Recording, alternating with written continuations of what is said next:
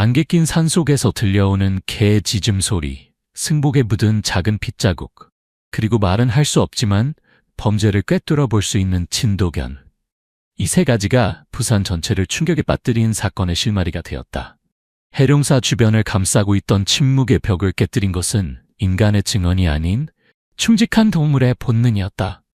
이 이야기는 당신의 마음을 오랫동안 괴롭힐 것이며 신뢰라는 두 글자에 대해 깊이 생각하게 만들 것이다. 만약 당신도 말 못하는 동물의 눈빛 속에서 진실을 본 적이 있다면 끝까지 읽고 느낌을 남겨주기 바란다. 해령사의 종소리가 부산 교회 안개 깊은 계곡에 맑고 깊게 울려 퍼졌다. 여느 저녁과 같은 평온함이 감돌았지만 오늘은 안개처럼 불안이 공기 속에 스며들고 있었다. 형사 김도진은 지프차 안에서 사원으로 향하는 흙길을 바라보며 무거운 마음을 감출 수 없었다. 그의 옆에는 진도겸 백호가 꼼짝 않고 앉아 있었다.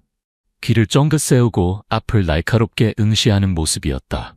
백호가 이런 행동을 보이는 것이 처음은 아니었지만 이번에는 도진의 직감이 뭔가 심상치 않음을 알려주고 있었다. 주머니에서 진동이 느껴졌다. 동료의 목소리가 다급했다. 도진 형사님, 박지현 씨 가족이 또 연락했어요. 아직도 연락이 안 된대요. 많이 걱정하고 있습니다. 도진은 한숨을 내쉬며 핸들을 꽉 쥐었다.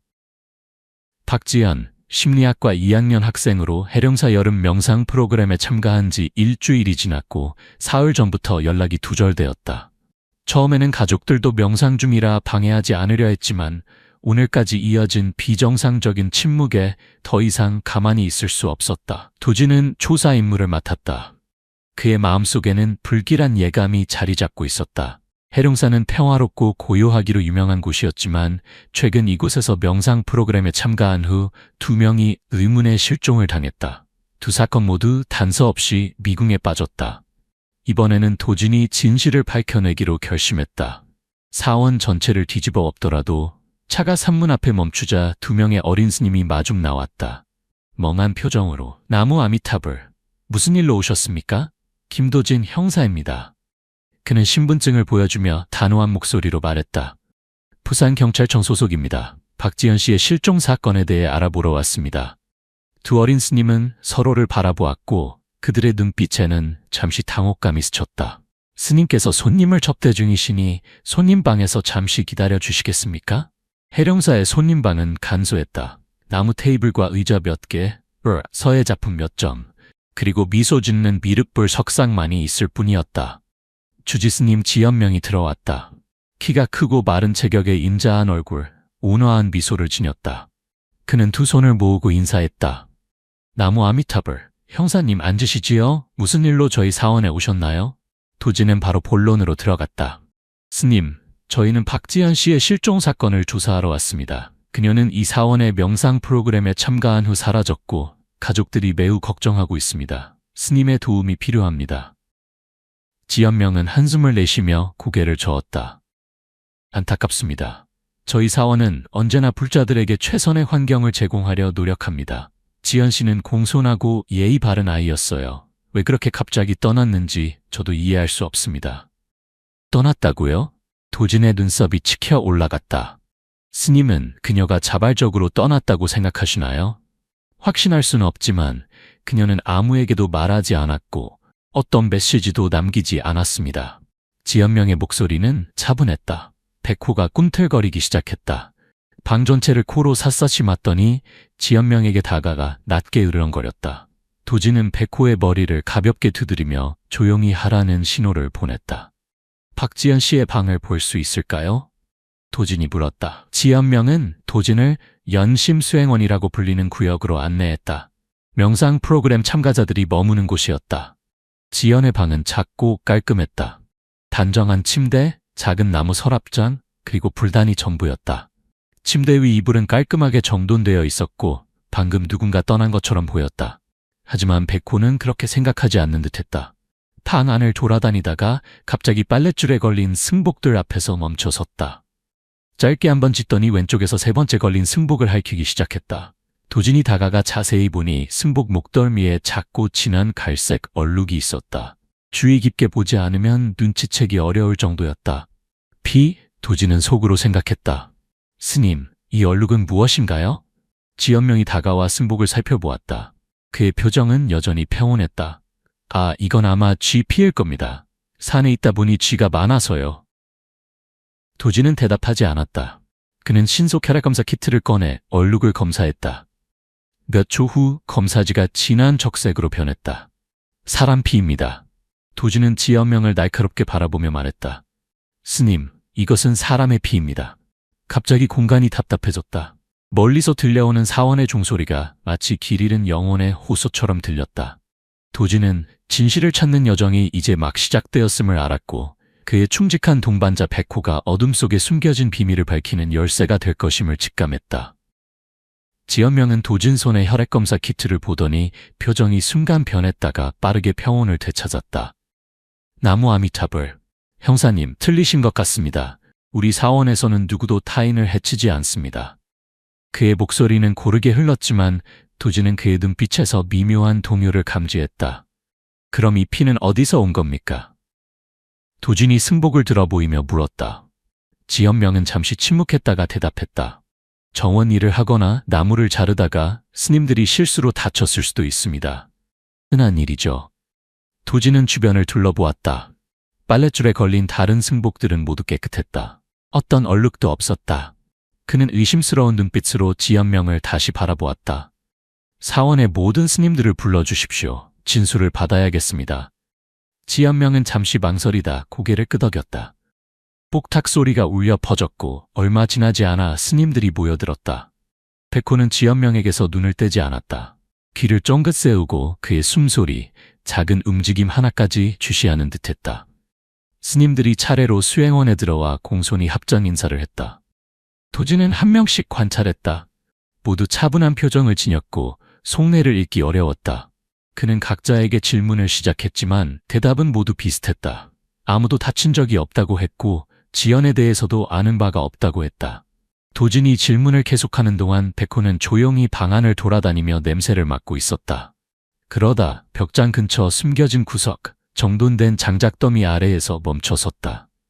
백호는 장작더미 아래 흙을 살짝 긁더니 날카롭게 짖었다. 뭐가 있는 거야, 백호?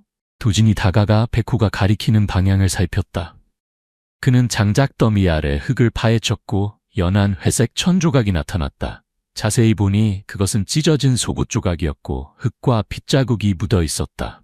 도진은 천 조각을 조심스럽게 들어올려 코에 가져갔다. 땀 냄새, 향수 냄새, 그리고 불쾌한 피 냄새가 섞여 있었다.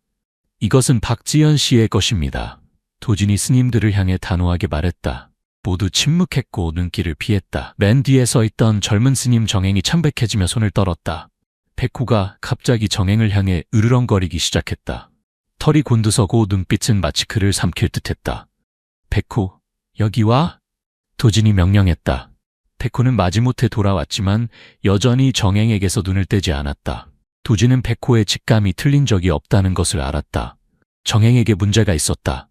정행 스님, 이 천조각에 대해 아는 것이 있습니까?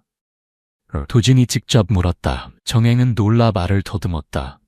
전 모릅니다. 아무것도 본 적 없어요.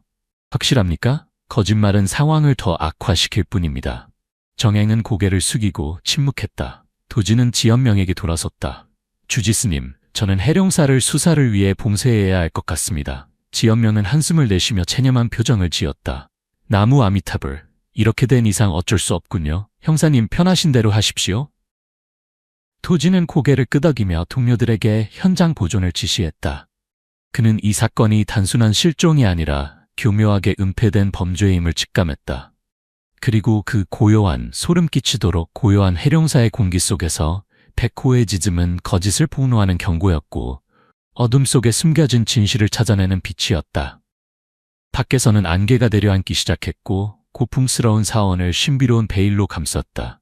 종소리가 다시 울렸지만 이번에는 마치 슬픔에 잠긴 통곡처럼 들렸다.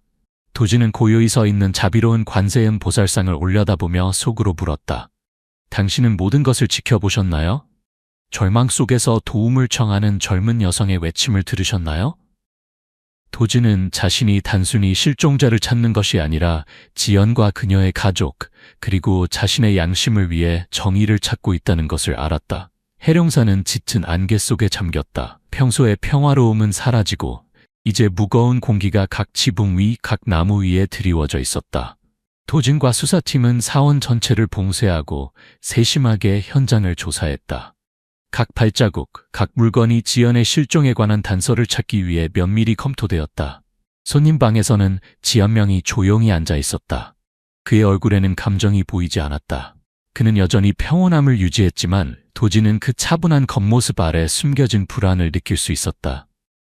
주지스님, 정말 이 일에 대해 아무것도 모르십니까? 도진이 다시 한번 물었다. 지연명은 한숨을 쉬며 고개를 저었다. 이미 말씀드렸습니다, 형사님. 우리 사원은 평화의 장소입니다. 아무도 다른 일을 해치지 않습니다. 하지만 증거는 그 반대를 가리키고 있습니다. 피 묻은 승복, 장작 더미 아래의 천 조각. 이 모든 것이 박지연과 연관되어 있습니다.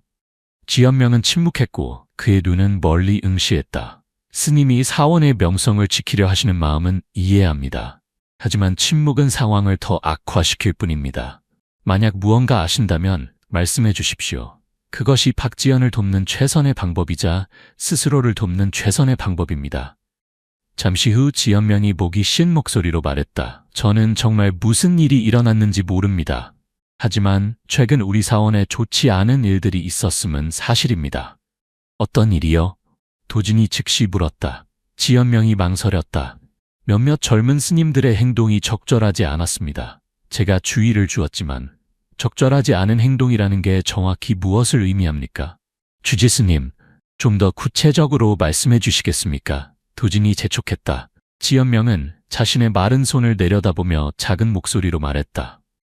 그들은 계율을 지키지 못했습니다. 절 안에서 용납할 수 없는 행동을 했습니다. 도진은 지연명의 의도를 이해했다. 그는 민감한 문제, 말하기 어려운 문제에 대해 이야기하고 있었다. 그 스님들은 누구입니까? 도진이 직접적으로 물었다. 지연명은 잠시 망설이다가 도진에게 목록을 건넸다. 그 중에는 정행의 이름도 있었다. 도진은 백호를 바라보았다. 걔는 여전히 그의 발치에 조용히 누워 있었지만 그 날카로운 눈빛은 마치 이미 무엇인가를 예견한 것처럼 보였다. 주지스님, 박지연 씨가 사원 내에서 누구와 갈등이 있었는지 아십니까? 도진이 계속 물었다. 지연명은 고개를 저었다. 지연 씨는 조용하고 온순한 아이였습니다. 제가 보기에 그녀는 어느 누구와도 다툼이 없었습니다. 도진은 지연명의 말에 뭔가 맞지 않는다고 느꼈다. 그는 의도적으로 무언가를 숨기고 있는 것 같았지만 도진에게는 증거가 없었다. 그는 전략을 바꾸기로 했다. 주지스님, 인과응보를 믿으십니까? 도진의 목소리가 깊어졌다. 지연명은 고개를 들어 도진의 눈을 똑바로 바라보았다. 물론입니다. 인과응보는 불교의 기본 가르침입니다. 그렇다면 평화를 구하러 온 젊은 여성이 의문스럽게 사라진 것에 대해 어떻게 생각하십니까? 인과응보가 이런 일을 그냥 지나칠 것 같습니까? 이번에는 지연명이 대답하지 않았다. 그의 얼굴에는 혼란과 불안이 뚜렷하게 드러났다. 갑자기 백호가 일어나 창문 쪽으로 다가가 길게 짖었다. 마치 무언가를 알리는 것 같았다. 도진은 창문으로 다가가 밖을 내다보았다. 짙은 안개가 시야를 가렸지만 그는 나무 사이로 희미하게 움직이는 그림자를 볼 수 있었다. 갑자기 한 검은 형체가 빠르게 지나갔다. 누군가 달아나고 있다. 도진이 소리쳤다. 그는 방을 뛰쳐나갔고 수사팀이 즉시 추격을 시작했다. 도진은 이 추격이 자신을 진실에 더 가까이 데려갈 것임을 알았다. 그것이 얼마나 잔인한 진실이든 말이다. 그리고 그는 백호가 지연을 찾을 때까지, 정의가 실현될 때까지 결코 포기하지 않을 것이라 믿었다. 백호가 추적을 주도했다. 골을 땅에 바짝 대고 안개 속에서 희미한 자취를 따라갔다. 도진과 수사팀이 바로 뒤를 따랐고 손전등이 나무와 덤불을 비추었다. 갈색 승복을 입은 인형이 안개 속에 나타났다 사라졌다가 하며 추격의 긴장감을 더했다. 백호의 짖음이 메아리처럼 울려 퍼지며 모두에게 더 빨리 움직이라고 재촉했다. 도진은 백호의 각 발걸음에서 절박함과 결의를 느꼈다. 마치 백호가 누구를 쫓고 있는지, 무엇을 찾고 있는지 정확히 알고 있는 것 같았다. 추격은 거의 1시간 동안 계속되었다. 마침내 승복을 입은 인형이 이끼 낀 오래된 돌담 앞에서 멈췄다. 그는 뒤돌아보았고 손전등 빛 아래 창백한 얼굴이 드러났다. 거기서요. 바로 정행이었다. 다가오지 마세요. 그의 목소리는 떨리고 있었다. 그의 손에는 작은 칼이 들려 있었고 날이 손전등 빛에 반짝였다. 정행스님, 진정하세요. 우리는 당신을 해치려는 게 아닙니다. 도진이 차분하게 말했다. 협조해 주시면 모든 일이 해결될 겁니다. 해결? 이미 너무 늦었어요. 정행이 외쳤다. 저는 더 이상 빠져나갈 길이 없어요. 그는 칼을 들어 자살을 시도하려 했다. 안 돼요. 도진이 달려가 칼을 낚아챘다. 정행은 무릎을 꿇고 흐느끼기 시작했다. 제가 일부러 그런 게 아니에요. 저는 그저 그녀를 겁주려고 했을 뿐이에요. 누구를 겁주려고 했나요? 박지현 씨인가요? 도진이 물었다. 정행은 고개를 끄덕였다. 눈물이 그의 얼굴을 적셨다. 그녀가 보았어요. 그녀는 주지스님에게 알리겠다고 했어요. 누가 무엇을 보았다는 겁니까, 정행스님? 도진이 다그쳐 물었다. 정행은 침묵했다가 갑자기 돌담을 가리켰다. 저기에 비밀 통로가 있어요. 지하실로 통하는. 도진은 동료들에게 신호를 보내 돌담을 조사하라고 했다. 과연 이끼 아래에 작은 틈이 있었고 그들이 조심스럽게 벽을 밀자 어두운 통로가 나타났다. 백호는 망설임 없이 안으로 들어갔고 특수부대와 수사팀이 바로 뒤를 따랐다. 지하실은 습하고 키키한 냄새가 났다.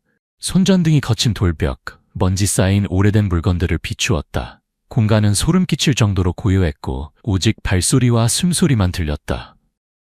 백호는 지하실 한 구석에서 멈춰서서 계속해서 지저댔다. 도진이 다가가 손전등을 비추자 습한 흙바닥 위에 승복 한 벌이 놓여 있었다. 승복 어깨에는 피가 묻어 있었고 그 옆에는 긴 머리카락 뭉치와 지연이라고 수놓인 손수건 그리고 작은 쪽지가 있었다. 떨리는 글씨로 쓰여진 글귀. 이 글을 발견하시는 분 도와주세요. 저는 여기에 갇혀 있습니다. 도진은 조심스럽게 쪽지를 집어들고 다시 한번 읽었다. 글씨는 극도의 공포 속에서 쓰여진 듯 떨렸다. 그의 가슴이 조여왔다. 그는 지연이 이 어둡고 차가운 지하실에서 무엇을 견뎌내야 했는지 상상할 수 있었다. 정행스님, 당신은 박지현 씨를 여기에 가두었습니까? 도진은 정행의 눈을 똑바로 쳐다보며 물었다. 정행은 고개를 떨구고 말을 잇지 못했다. 왜? 도진이 물었다. 정행은 한동안 침묵하다가 끝내 목소리를 냈다. 그의 목소리는 흐느낌으로 가득했다. 저는 그녀를 죽이려던 게 아니었어요. 단지 그녀의 입을 막으려고 했을 뿐인데 상황이 통제를 벗어났어요. 도진은 한숨을 내쉬었다. 그는 지연을 찾았지만 너무 늦었다.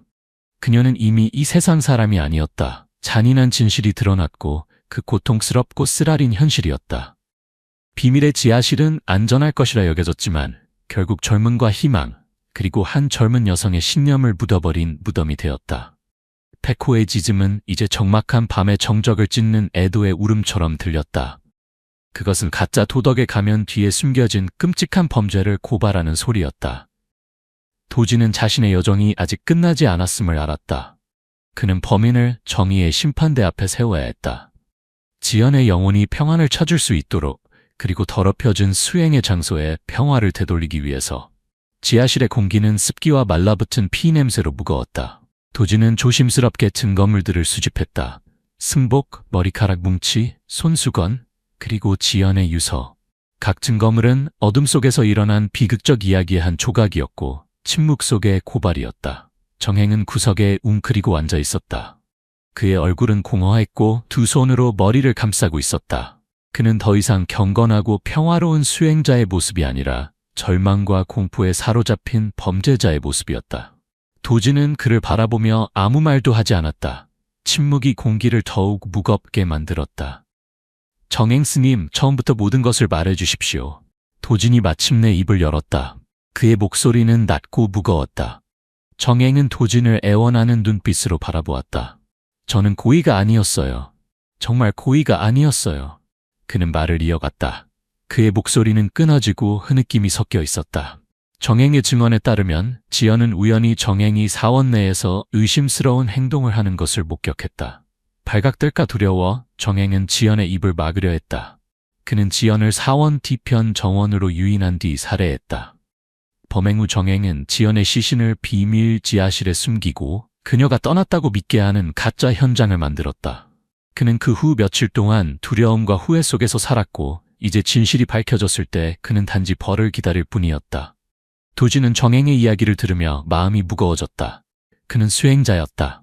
그런데 어떻게 이런 끔찍한 범죄를 저지를 수 있었을까? 도덕적 타락, 성격의 변질, 그리고 깊은 욕망이 그를 막다른 길로 몰아넣었다. 도진은 백호를 바라보았다. 걔는 여전히 조용했지만 그 눈빛은 마치 아직 끝나지 않았다고 말하는 듯했다. 도진은 백호의 직감을 믿었다. 그는 이 사건이 정행이 말한 것처럼 단순하지 않다고 느꼈다. 뭔가 더 있었다. 아직 밝혀지지 않은 비밀이 있었다. 정행 스님, 정말 모든 것을 말씀하셨습니까? 도진이 의심스러운 목소리로 다시 물었다. 정행은 고개를 계속 끄덕였다. 다 말씀드렸어요. 더 이상 숨길 것 없습니다. 도진은 지하실을 둘러보았다. 그의 시선이 어두운 구석에 머물렀다. 그는 다가가 손전등으로 자세히 살펴보았다. 습한 흙 아래에서 무언가 반짝였다. 그는 무릎을 꿇고 흙을 파헤쳤다. 깨진 휴대폰이 나타났다. 화면은 금이가 있었지만 여전히 익숙한 로고를 알아볼 수 있었다. 도진은 휴대폰을 들어 조심스럽게 먼지를 닦아냈다. 그는 이것이 지연의 휴대폰임을 알아보았다. 가족들이 그녀와 함께 사라졌다고 신고한 바로 그 휴대폰이었다. 이것은 박지연 씨의 휴대폰입니다. 도진이 정행에게 물었다. 정행은 휴대폰을 보고 얼굴이 새하얗게 변했다. 그는 더듬거리며 말했다. 저는 몰라요. 저는 그 휴대폰을 본 적이 없어요. 거짓말입니다. 도진이 단호하게 말했다. 이 휴대폰은 당신이 지연 씨를 가둔 바로 이 지하실에서 발견되었습니다. 어떻게 설명하시겠습니까? 정행은 침묵했다. 그는 더 이상 할 말이 없었다. 도진은 이 휴대폰이 중요한 단서임을 알았다. 그것은 사건을 명확히 하는 중요한 정보를 담고 있을 수 있었다. 도진은 조심스럽게 휴대폰을 증거 봉투에 넣고 봉인했다. 그는 동료들에게 신호를 보내 정행을 본부로 데려가게 했다. 백호는 뒤따라갔고 그 눈빛은 여전히 정행에게서 떨어지지 않았다. 밖은 이미 동이 틀기 시작했지만 공기는 여전히 차가웠다. 나뭇가지 위에서 새들이 지저귀었지만 그 소리도 해룡사를 감싸고 있는 음울한 분위기를 씻어내지는 못했다. 도진은 이 사건이 대중에게 큰 충격을 줄 것임을 알았다. 그것은 많은 사람들의 수행자에 대한 신뢰를 무너뜨릴 것이고 그는 경찰관으로서 진실을 찾고 희생자에게 정의를 돌려주고 사람들의 정의에 대한 믿음을 지키기 위해 최선을 다해야 했다. 그러나 지연의 휴대폰은 어둠 속에서 빛나는 희망의 빛과 같았다. 그것은 그를 진실로 인도할 것이었다. 그 진실이 얼마나 끔찍하든지 상관없이. 본부로 돌아온 도진은 즉시 지연의 휴대폰을 기술팀에 보내 데이터 복구를 요청했다. 그동안 그는 조용히 책상에 앉아 지연의 사진을 바라보았다. 젊고 아름다운 여성이 환한 미소를 짓고 있었다. 지연의 눈은 맑았고 희망과 믿음으로 빛나고 있었다. 그녀가 평화를 찾으러 갔다가 억울한 죽음을 맞이했다고 생각하니 도진의 마음은 아팠다. 전화벨이 울렸다. 기술팀에서 온 전화였다. 도진 형사님, 희생자의 휴대폰에서 일부 데이터를 복구했습니다. 실종 직전에 녹음된 음성 메시지가 있습니다. 도진의 목소리는 심각했다. 도진은 즉시 기술팀 사무실로 향했다. 그는 헤드폰을 끼고 녹음된 메시지를 들었다. 지연의 떨리는 목소리가 울음소리와 함께 들렸다. 엄마, 너무 무서워요. 여기 뭔가 이상해요. 저는 정행 스님을 봤어요. 그가. 녹음은 갑자기 끊겼고 잡음만 남았다. 도진은 눈썹을 찌푸리며 등줄기가 오싹해짐을 느꼈다. 그렇다면 지연은 무언가를 알고 있었던 것이다. 그녀는 정행의 비밀을 발견했으나 말할 기회를 갖지 못했다. 다른 데이터는 없나요? 도진이 기술팀에게 물었다. 더 복구하려고 노력 중입니다만 휴대폰이 심하게 손상되어 많은 데이터가 손실되었습니다. 도진은 사무실로 돌아왔다. 그의 머릿속에는 여전히 지연의 떨리는 목소리가 맴돌았다. 그는 진실에 더 가까워지고 있다고 느꼈지만 동시에 무력감도 느꼈다. 그는 정행을 잡았지만 지연을 구하지는 못했다. 그때 백호가 갑자기 짖더니 문을 향해 달렸다. 도진은 백호가 또 무언가를 발견했음을 알았다. 그는 즉시 백호를 따라 해령사로 향했다. 도진과 수사팀이 그 뒤를 바짝 쫓았다. 해령사에 도착하자 백호는 바로 번덴으로 달려갔다. 그곳에서 관세음 보살상 앞에 멈춰서서 계속해서 짖었다. 그는 불상의 바닥을 핥히고 있었다. 도진은 백호가 가리키는 방향을 살폈다. 그는 불상 뒤에 뭔가 특이한 점을 발견했다. 불상 뒤에는 벽 페인트로 교묘하게 위장된 작은 공간이 있었다. 여기 뭔가 있어요. 도진이 말하며 동료들에게 도구를 가져오라고 신호를 보냈다. 그들은 조심스럽게 벽 페인트를 긁어냈고 작은 공간이 드러났다. 안에는 조심스럽게 쌓인 작은 천꾸러미가 있었다. 도진은 장갑을 끼고 조심스럽게 꾸러미를 열었다. 안에는 긴 머리카락 뭉치, 나무로 만든 팔찌, 지연이라고 수놓인 손수건, 그리고 4번 접힌 종이 한 장이 있었다. 지연. 도진은 종이를 펴서 조용히 읽었다. 피로 쓰여진 글씨였다. 나는 죽을 만한 가치가 없습니다. 이 편지를 찾는 사람이 있다면 착한 사람의 가면을 쓴 악인을 용서하지 말아주세요. 지연. 도진은 말을 잃었다. 이것은 지연의 글씨였다. 그녀는 살아남을 기회가 없다는 것을 알았을 때 마지막 순간에 이 편지를 썼다. 그것은 고발장이자 도움을 청하는 외침이었으며 동시에 그녀를 살해한 자에 대한 저주였다. 본전 안의 공기가 갑자기 차갑고 무거워졌다. 향과 피냄새가 뒤섞였다. 자비의 상징인 관세음 보살상이 향 연기 속에서 흐릿하게 보였다. 마치 끔찍한 범죄에 침묵하는 증인처럼. 페코는 불상발치에 엎드려 머리를 숙였다. 마치 지연의 고통을 함께 나누는 듯했다. 도진은 주먹을 꽉 쥐었다. 그의 눈에는 분노의 불꽃이 타올랐다. 그는 단순히 살인자를 찾는 것이 아니라 종교를 가장하여 범죄를 숨긴 자들의 기만을 폭로해야 함을 알았다. 이 사건은 단순한 개인적 비극이 아니라 사회의 오점이자 모든 이에게 경종을 울리는 사건이었다. 도진은 깊게 숨을 들이쉬고 동료들을 바라보았다. 그녀를 찾았습니다. 이제 범인을 빗속으로 끌어내야 할 시간입니다. 해룡사에서 지연의 유품이 발견되었다는 소식은 들불처럼 퍼져나갔다. 부산 전체가 충격과 분노에 휩싸였다. 한때 신성하고 평화로운 곳이었던 해룡사는 이제 충격적인 살인사건의 중심이 되었다. 지연의 가족이 느끼는 압박감이 도진의 어깨를 짓눌렀다. 그는 빠르게 진실을 찾아 지연에게 정의를 돌려주고 사람들의 불안을 덜어주어야 함을 알았다. 도진은 수사팀과 긴급 회의를 소집했다. 테이블 위에는 모든 증거물이 놓여 있었다. 피 묻은 승복, 장작더미 아래의 천조각, 깨진 휴대폰, 유품이 든 꾸러미, 그리고 피로 쓰인 지연의 편지. 각 증거물은 조용한 고발이었고 직접적으로 범인을 가리키고 있었다. 이제 우리는 정행을 기소할 충분한 증거를 가지고 있습니다. 한 수사관이 말했다. 하지만 저는 아직도 뭔가 맞지 않는다고 느낍니다. 도진이 말했다.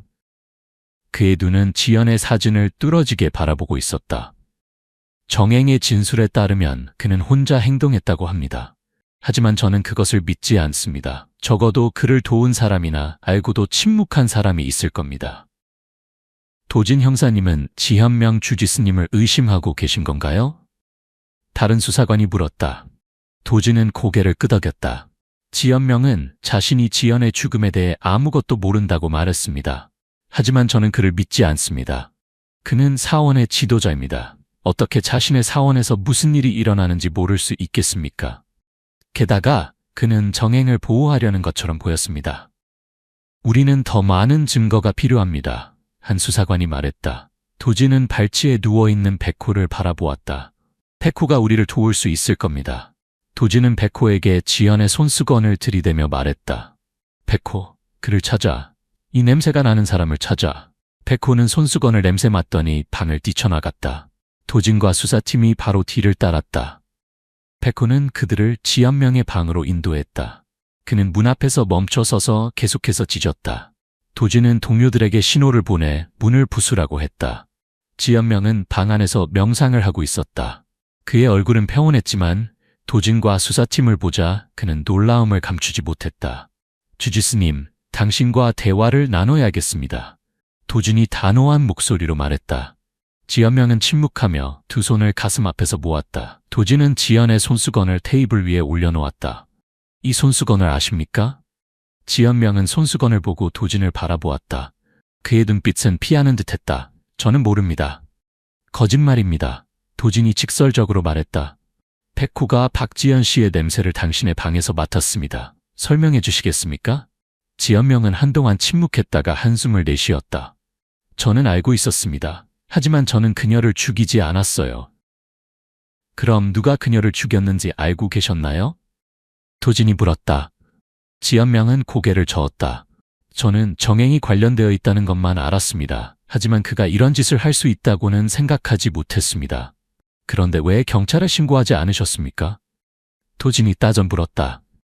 지연명은 고개를 숙이고 작은 목소리로 말했다. 두려웠습니다. 사원의 명성에 영향을 미칠까봐 두려웠어요. 불자들의 신뢰를 잃게 될까봐. 다른 사람들의 신뢰를 걱정하셨지만 결국 자신의 양심을 잃으셨군요. 도진이 실망감이 묻어나는 목소리로 말했다. 당신은 범죄를 은폐했습니다. 살인자와 공모했습니다. 당신도 법 앞에서 책임을 져야 합니다. 지연명은 침묵했다. 그의 얼굴에 두 줄기 눈물이 흘러내렸다. 그는 모든 것을 잃었다. 명성, 신뢰, 그리고 마음의 평화까지. 백호는 도진 옆에 서 있었고 그 눈빛은 지연명을 향해 조금도 흔들림이 없었다. 백호는 자신의 임무를 완수했다. 진실을 빗속으로 끌어냈고 이제 정의가 실현될 것이다. 지연명은 범죄 은폐죄로 체포되었다. 소식은 번개처럼 퍼졌고 대중은 또 한 번 충격에 휩싸였다. 한때 존경받던 해령사는 이제 의심과 불신의 그림자에 덮여 있었다.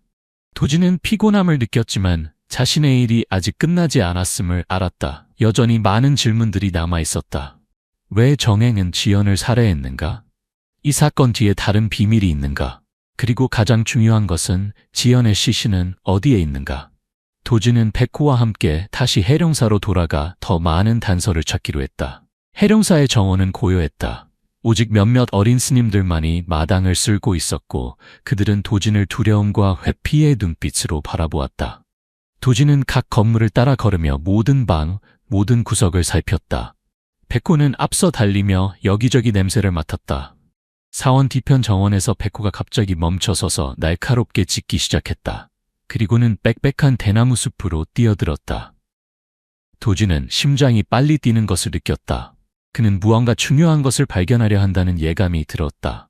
그는 백호를 따라 대나무 숲을 헤쳐나갔다. 대나무 숲은 어둡고 습했다. 기괴한 냄새가 코를 찔렀다. 백호는 커다란 바위 앞에서 멈춰서서 아래의 흙을 열심히 긁기 시작했다. 도진은 삽을 사용하여 파기 시작했다. 악취가 올라왔다. 흙 아래에서 검은 비닐봉지가 나타났다. 도진은 조심스럽게 봉지를 열었다. 안에는 부패 중인 시신이 있었다. 도진은 시신을 보며 가슴이 조여드는 것을 느꼈다. 그것은 지연이었다. 그녀는 잔인하게 살해당했고 그녀의 시신은 비닐봉지에 넣어져 차가운 흙 아래 묻혀 있었다. 도백호는 지연의 시신 옆에 엎드려 머리를 숙였다. 마치 그녀를 위해 기도하는 것 같았다. 도진은 부드럽게 백호의 부드러운 털을 쓰다듬으며 충실한 동반자가 그를 도와 지연을 찾게 해준 것에 마음속으로 감사했다.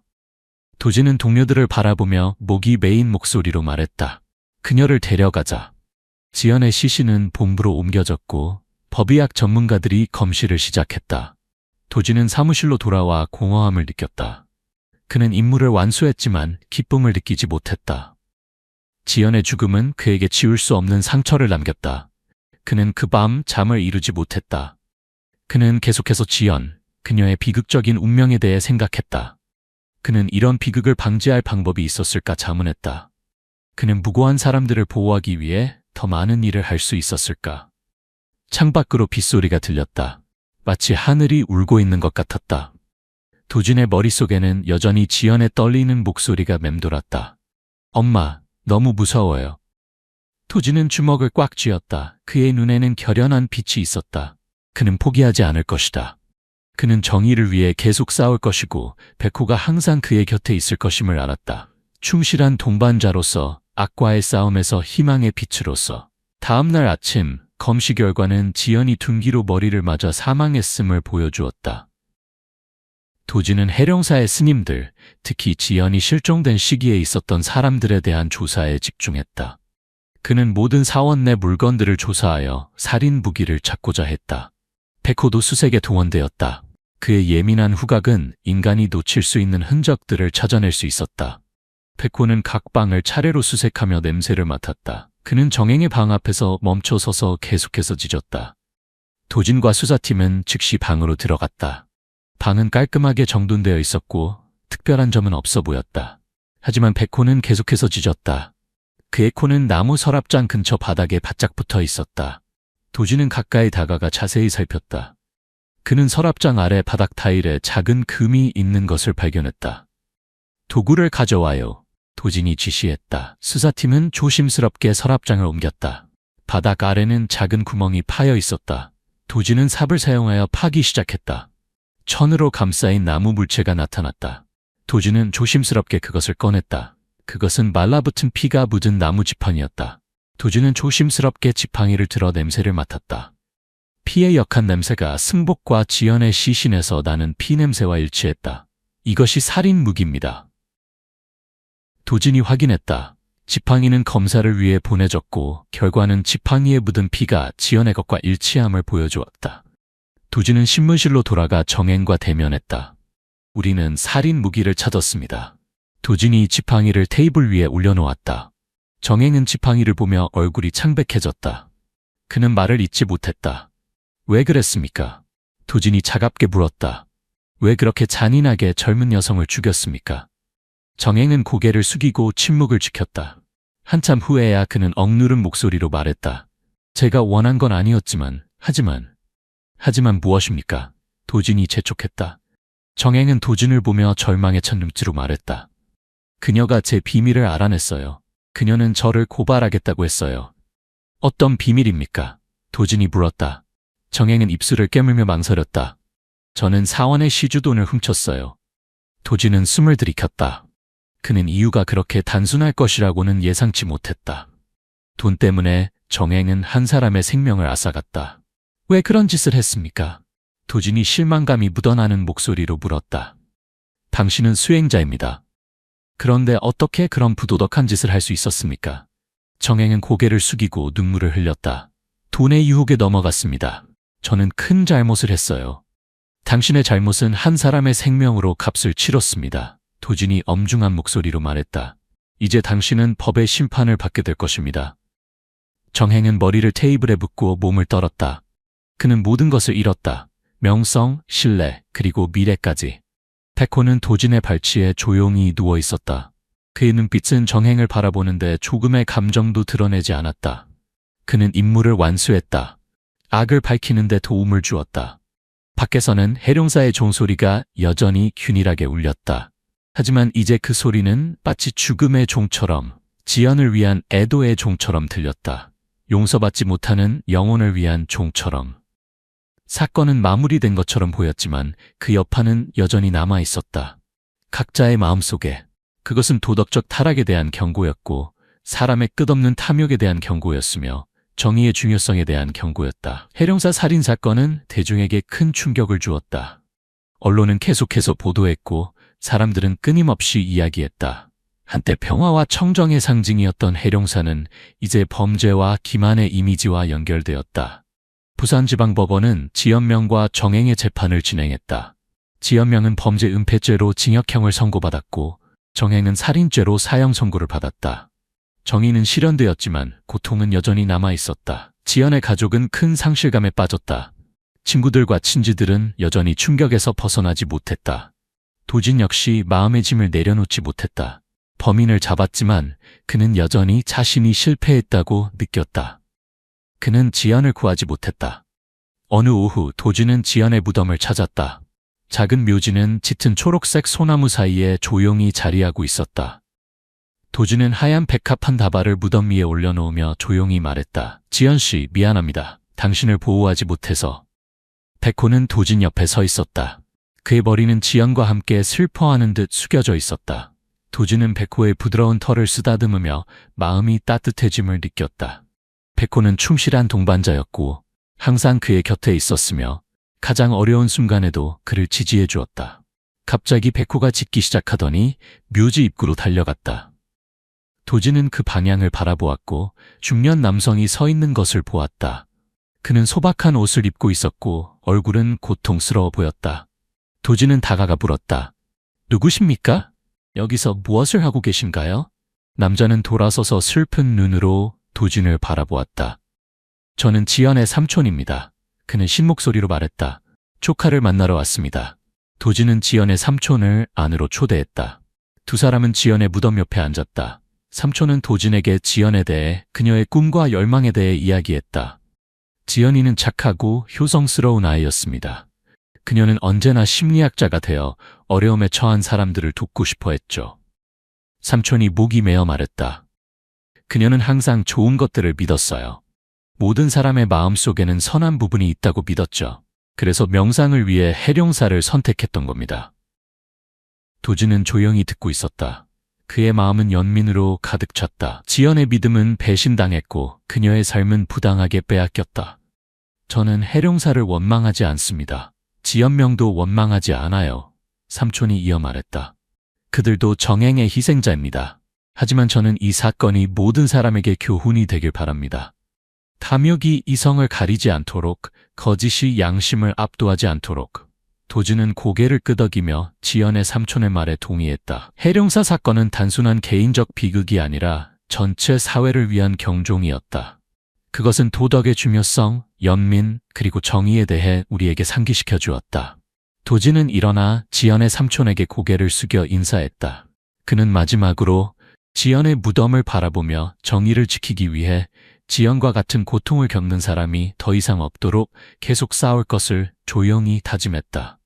페코는 그를 따라갔지만 그의 눈빛은 여전히 작은 무덤을 향하고 있었다. 마치 그도 지연의 가족이 느끼는 고통을 이해하고 진실이 드러나고 정의가 실현되는 데에 기여하고 싶어하는 것처럼 보였다. 도진과 백호가 묘지를 떠날 때 하늘에서 갑자기 비가 내리기 시작했다. 빗방울은 마치 하늘의 눈물처럼, 마치 지연을 위한 작별 인사처럼 떨어졌다. 고통 끝에 평화를 찾은 영혼을 위한 작별 인사처럼. 정행과 지연명의 재판이 끝난 후 해룡사는 황폭해졌다. 불자들은 더 이상 절을 찾지 않았다. 끔찍한 사건은 많은 사람들의 사원에 대한 믿음을 무너뜨렸다. 부산시는 해룡사를 폐쇄하고 땅을 회수하기로 결정했다. 불상, 경전, 재단 용품들은 다른 사원으로 옮겨졌다. 한때 위험 있고 화려했던 사원은 이제 소나무 숲속에 버려진 빈 껍데기가 되었다. 도진은 사원 입구에 서서 이미 내려진 해룡사 간판을 바라보았다. 그의 마음은 복잡한 감정으로 가득 찼다. 사건은 종결되었지만 그 여파는 여전히 그를 괴롭히고 있었다. 그는 처음 해룡사에 왔을 때를 떠올렸다. 지연이 아직 살아있었을 때 젊은 여성의 밝은 미소가 여전히 그의 마음속에 선명했다. 그는 지연명과의 대화를 기억했다. 한때 존경받던 주지스님은 이제 명예도 이름도 잃었다. 그리고 그는 정행을 떠올렸다. 후회와 절망에 사로잡힌 그의 얼굴. 이 모든 이미지가 느린 영화처럼 그의 마음을 괴롭히며 머릿속을 맴돌았다. 갑자기 백호가 도진 옆에 서서 버려진 사원을 바라보았다. 마치 그도 변화와 상실을 느끼는 것 같았다. 그런데 갑자기 백호가 짖더니 사원 뒤쪽으로 달려갔다. 도진이 뒤따랐다. 백호는 오래된 우물 앞에서 멈춰서서 계속해서 짖었다. 도진은 우물을 들여다보았다. 우물은 깊고 어두웠으며 검은 물이 비밀로 가득해 보였다. 저기에 뭐가 있니, 백호? 도진이 물었다. 백호는 더 크게 짖기 시작했다. 마치 도진에게 뭔가를 말하려는 것 같았다. 도진은 등골이 오싹해지는 것을 느꼈다. 그는 불길한 예감이 들었다. 그는 동료들에게 전화를 걸어 장비를 가져오라고 했다. 그들은 우물에서 물을 퍼내기 시작했다. 악취가 올라왔다. 물이 빠지자 검은 물체가 나타났다. 그것은 여행용 가방이었다. 도진은 장갑을 끼고 조심스럽게 가방을 끌어올렸다. 가방은 무거웠고 안에는 단단한 무언가가 있었다. 도진이 가방을 열자 인골이 나타났다. 도진은 충격을 받았다. 그는 해룡사에서 또 다른 시신을 발견하리라고는 예상치 못했다. 뼈는 검사를 위해 보내졌고 결과는 그것이 약 5년 전에 사망한 젊은 여성의 것임을 보여주었다. 도진은 사건 파일을 다시 열어 그 시기에 실종된 사람들의 목록을 확인했다. 그는 한 이름을 발견했다. 김은지, 19세, 해룡사에서 기도를 드린 후 실종되었다. 도진은 충격을 받았다. 해룡사는 단 한 건의 살인 사건이 아니라 여러 건의 어두운 비밀을 간직한 곳이었다. 지연명과 정행은 최근의 범죄자일 뿐이었다. 김은지를 죽인 사람은 누구인가? 그리고 해룡사의 거짓된 도덕적 가면 아래 얼마나 많은 비밀이 더 묻혀 있는가? 도진은 끝까지 조사하기로 결심했다. 모든 범죄를 폭로하고 어둠 속에 숨겨진 모든 악을 드러내기로. 그는 무고한 영혼들이 잊혀지는 것을 허락할 수 없었다. 백호는 도진 옆에 서 있었다. 그의 눈빛은 결연했다. 그는 계속해서 도진과 함께할 것이고 진실을 추적하고 희생자들을 위한 정의를 요구할 것이다. 하늘은 회색으로 덮여 있었고 바람이 차갑게 불었다. 해룡사는 소나무 숲 한가운데 외롭게 서 있었다. 마치 이곳을 방문한 모든 이들을 괴롭히는 유령처럼. 도준은 자신의 여정이 여전히 길고 험난할 것임을 알았지만 그는 뒤로 물러서지 않을 것이다. 그는 가장 어두운 구석까지 정의의 빛이 비추도록 끝까지 싸울 것이다. 우물에서 발견된 인골 소식은 대중의 분노를 더욱 증폭시켰다. 사건은 재개되었고 수사팀은 조사 범위를 넓혔다. 이제 그들은 정행과 지연명뿐만 아니라 해룡사와 관련된 다른 사람들에게도 초점을 맞추었다. 도진은 밤낮으로 은지의 죽음에 관한 단서를 찾기 위해 사건 기록을 살폈다. 그는 지난 5년간 해룡사와 관련된 모든 문서를 다시 검토하고 스님들과 불자들, 사원 주변에 사는 주민들을 다시 인터뷰했다. 각 만남, 각 증언은 도진에게 새로운 정보, 사건에 대한 다른 관점을 제공했다. 하지만 여전히 그것들은 모두 분산된 조각일 뿐 완전한 그림을 만들어내지는 못했다. 백호는 항상 도진 곁에 있었다. 마치 침묵하는 동반자처럼. 그는 도진의 긴장과 압박감을 느끼는 듯했고 냄새를 맡고 작은 흔적을 찾아내는 능력으로 돕고자 했다. 어느 날 도진은 은지가 실종된 시기에 해룡사의 보안 카메라 영상을 다시 보고 있었다. 흐릿하고 화질이 좋지 않아 얼굴을 명확히 볼 수 없었다. 도진은 영상을 여러 번 되감아 보았지만 특별한 점은 발견하지 못했다. 그런데 갑자기 백호가 짖기 시작했다. 그의 코는 화면에 바짝 붙어 있었고 특정 프레임에서 멈춰 있었다. 도진은 영상을 멈추고 그 프레임을 자세히 살폈다. 사원 마당 구석을 빠르게 지나가는 어두운 형체가 있었다. 백호가 없었다면 도진은 이 세부 사항을 놓쳤을 것이다. 도진은 이미지를 확대하여 더 자세히 보려고 했다. 어두운 형체는 승복을 입고 있었지만 정행도 지연명도 아니었다. 누굴까? 도진은 속으로 생각했다. 그는 영상을 천천히 재생하며 어두운 형체의 걸음걸이와 자세를 자세히 관찰했다. 뭔가 익숙한 것이 있었다. 그때 도진은 깨달았다. 그것은 진행이었다. 해룡사에서 제사를 담당하던 스님. 진행은 말이 적고 항상 차가운 표정을 유지하며 사람들과 거의 교류하지 않았다. 도진은 진행을 의심해 본 적이 없었다. 그는 항상 진지하고 도덕적인 수행자로 보였기 때문이다. 하지만 이제 영상 속 어두운 형체를 보면서 도진은 중요한 단서를 놓쳤다는 것을 깨달았다. 그는 즉시 진행의 방으로 향했다. 방은 비어 있었고 진행은 어디에도 없었다. 도진은 다른 스님들에게 물었지만 아무도 진행이 어디로 갔는지 알지 못했다. 도진은 불안감을 느꼈다. 그는 진행이 은지의 죽음과 관련이 있다고 직감했다. 그는 동료들에게 진행을 찾도록 지시했다. 백호도 찾기에 동원되었다. 그는 도진과 수사팀을 해룡사 뒤편의 울창한 숲으로 인도했다. 그는 작은 동굴 앞에서 멈춰 서서 계속해서 짖었다. 도진은 조심스럽게 동굴로 들어갔다. 안은 어둡고 습했으며 축축한 냄새가 났다. 도진이 손전등을 비추자 진행이 동굴 구석에 웅크리고 앉아있는 것이 보였다. 그의 얼굴은 초췌했고 눈은 공허했다. 진행 스님, 여기서 무엇을 하고 계십니까? 도진이 물었다. 진행은 대답하지 않고 두려운 눈빛으로 도진을 바라볼 뿐이었다. 우리는 모든 것을 알고 있습니다. 도진이 엄중한 목소리로 말했다. 당신은 김은지의 죽음과 관련이 있습니까? 진행은 떨리기 시작했고 눈물이 그의 얼굴을 타고 흘렀다. 네, 제가 실수했습니다. 진행은 고개를 숙이고 작은 목소리로 말했다. 저는 시주돈을 훔쳤습니다. 도진은 한숨을 내쉬었다. 또다시 탐욕이었다.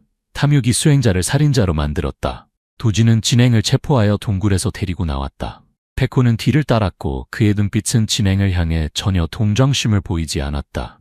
정의는 마침내 실현되었고 해룡사의 어두운 비밀은 드디어 빛 속으로 드러났다. 진행의 체포 소식은 빠르게 퍼져 다시 한번 대중을 충격에 빠뜨렸다. 한때 신성한 장소였던 해룡사는 이제 범죄와 기만의 상징이 되었다. 은지의 가족은 여러 해 동안의 기다림 끝에 마침내 딸을 위한 정의를 찾았다. 그들은 은지의 뼈가 발견된 우물 옆에서 분향을 올렸다. 그들의 고통에 찬 얼굴에 눈물이 줄줄 흘러내렸다. 그들은 딸, 희망, 그리고 삶에 대한 믿음을 잃었다. 도진은 옆에 서서 은지의 가족과 함께 슬픔을 나누었다. 그는 악한 자들이 그들의 죗값을 치르고 더 이상 은지의 가족과 같은 고통을 겪는 사람이 없도록 최선을 다할 것을 마음속으로 다짐했다. 지연과 은지의 장례식이 같은 날 거행되었다. 두 젊은 여성은 꿈과 열망을 품고 있었지만 잔인하게 생명을 빼앗겼다. 장례식은 슬픔과 고통 속에서 진행되었다. 친구들과 가족들이 두 젊은 여성을 마지막 안식처로 떠나보내기 위해 모였다. 도진은 두 무덤 앞에 서서 무거운 마음으로 각 무덤 위에 하얀 백합 한 다발을 올려놓았다. 그는 지연과 은지가 빨리 평안을 찾기를 조용히 기도했다. 백호는 도진 옆에 조용히 누워 있었다. 그의 눈에는 슬픔이 서려 있었다. 그도 역시 모든 이들의 상실감을 느끼는 듯했다. 장례식 후 도진은 본부로 돌아와 일상 업무를 재개했다. 그는 악과의 싸움이 계속되고 있으며 아직 해결해야 할 많은 사건들이 그를 기다리고 있음을 알았다. 여전히 보호가 필요한 사람들이 많았다. 어느 날 도진은 한 여성으로부터 전화를 받았다. 그녀의 목소리는 두려움에 떨리고 있었다. 도진 형사님, 제발 저를 도와주세요. 저는 해룡사에 관한 비밀을 알고 있어요. 도진은 즉시 그 여성을 만나기로 했다. 그녀의 이름은 수영이었다. 그녀는 자주 해룡사를 찾던 불자였다. 수영은 도진에게 해룡사에서 목격한 수상한 일들에 대해 이야기했다. 그녀는 지연명이 사람들이 생각하는 것처럼 도덕적인 스님이 아니었다고 말했다. 그는 탐욕스럽고 잔인했으며 심지어 몇몇 불법적인 활동과도 연관되어 있었다. 수영은 또한 지연과 은지 외에도 많은 젊은 여성들이 해룡사를 방문한 후 실종되었다고 말했다. 하지만 두려움 때문에 아무도 나서지 않았다고 했다. 도진은 수영의 이야기를 들으며 분노로 가득 찼다. 그는 지연명이 선한 사람인 척하면서 이토록 많은 범죄를 저질렀다는 사실을 믿을 수 없었다. 도진은 지연명의 진짜 모습을 밝히고 그를 정의의 심판대 앞에 세우기로 결심했다. 도진은 해룡사 사건에 대한 조사를 다시 시작했다. 그는 더 많은 증거와 증언을 수집하고 다른 희생자들을 찾기 시작했다. 백호는 여전히 도진의 충실한 동반자였다. 그는 도진이 많은 중요한 단서를 발견하는 데 도움을 주었고 진실로 가는 길을 안내했다. 조사는 비밀리에 그리고 위험 속에서 진행되었다. 도진은 자신이 강력한 영향력을 가진 어두운 세력과 맞서고 있다는 것을 알았지만 그는 두려워하지 않았다. 그는 끝까지 싸워 정의를 지키고 어둠 속에 묻힌 영혼들에게 평화를 되찾아주기로 결심했다. 해룡사의 어두운 비밀에 대한 조사는 조용히 그러나 위험 속에서 진행되었다. 도진과 수사팀은 관련된 사람들에게 경계심을 불러일으키지 않도록 조심스럽게 일해야 했다. 수영의 증언은 중요한 단서였지만 지연명을 기소하기에는 충분하지 않았다. 도진은 더 많은 증거가 필요했다. 그는 해룡사를 방문한 후 실종된 다른 여성들을 찾는 데 집중했다. 조사를 통해 도진은 희생자들 사이에 공통점을 발견했다. 그들은 모두 젊고 아름다운 여성들이었으며 기도와 축복을 위해 사원을 찾았고 그 후 갑자기 아무런 흔적도 없이 사라졌다. 도진은 지연명이 종교라는 이름으로 젊은 여성들을 속이고 유인한 후 살해했다고 의심했다. 하지만 그에게는 아직 구체적인 증거가 없었다. 백호는 여전히 도진의 든든한 조력자였다. 그는 실종자를 찾기 위해 특별히 훈련받은 개였다. 도진은 백호에게 희생자들의 개인 소지품을 맡겨 단서 찾기를 받았다. 백호는 사원의 구석구석 정원을 샅샅이 냄새 맡더니 도진을 사원 뒤편의 황폐한 땅으로 인도했다. 이곳은 나무가 무성하고 사람들이 거의 다니지 않는 곳이었다. 백호는 오래된 느티나무 앞에서 멈춰서서 계속해서 짖었다. 도진은 등골이 오싹해지는 것을 느꼈다. 그는 무언가 끔찍한 것을 발견하게 될 거라는 예감이 들었다. 그는 동료들에게 지시하여 느티나무 주변을 파도록 했다. 몇 시간의 작업 끝에 그들은 비밀 무덤을 발견했다. 무덤 안에는 여러 구의 인골이 묻혀 있었다. 도진은 충격을 받았다. 그는 진실이 이토록 끔찍할 것이라고 예상하지 못했다.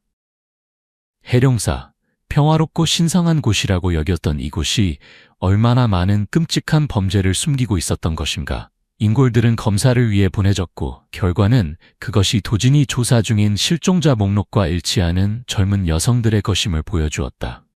증거는 이제 명백했다. 지연명은 단순히 범죄를 은폐한 사람이 아니라 연쇄살인의 주범이었다. 도진은 즉시 교도소에 있는 지연명을 만났다.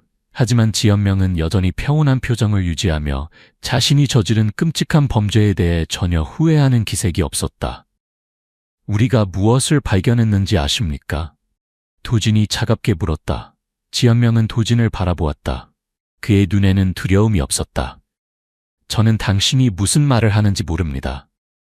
도진은 비밀 무덤의 사진과 인골 감정 결과를 테이블 위에 올려놓았다. 이것은 당신이 얼마나 많은 무고한 사람들을 죽였는지 보여주는 증거입니다. 도진이 말했다. 지연명은 잠시 침묵했다가 냉소적으로 웃었다. 인과응보가 저를 벌할 것입니다. 하지만 저는 후회하지 않습니다. 당신은 수행자가 될 자격이 없습니다. 도진이 분노가 담긴 목소리로 말했다. 당신은 수행의 장소를 더럽히고 사람들의 믿음을 배신했습니다. 지연명은 대답하지 않았다. 그는 마치 현실에서 도망치려는 듯 눈을 감았다. 도진은 지연명이 무엇을 말하든 희생자 가족들의 고통을 덜어줄 수 없다는 것을 알았다. 그는 교도소를 떠났고 마음은 무거웠다. 해룡사 사건은 마무리되었지만 사람들의 마음속에 남은 상처는 여전히 아물지 않고 있었다. 도진은 회색 하늘을 올려다보며 진정한 정의가 실현될 수 있을지 생각했다. 범죄가 여전히 어둠 속에 숨겨져 있는데 백호는 도진 옆에 조용히 걸었다. 마치 그의 감정을 이해하는 친구처럼. 정의를 찾는 여정은 계속되고 있었고 도진은 결코 포기하지 않을 것임을 알았다. 지연명은 사형을 선고받았다. 소식은 널리 알려졌고 사람들은 안도의 한숨을 내쉬었다. 정의는 마침내 실현되었다. 하지만 도진에게 해룡사 사건은 아직 완전히 종결되지 않았다. 그에게는 여전히 많은 답변되지 않은 질문들이 있었다. 지연명에게 공범이 있었는가?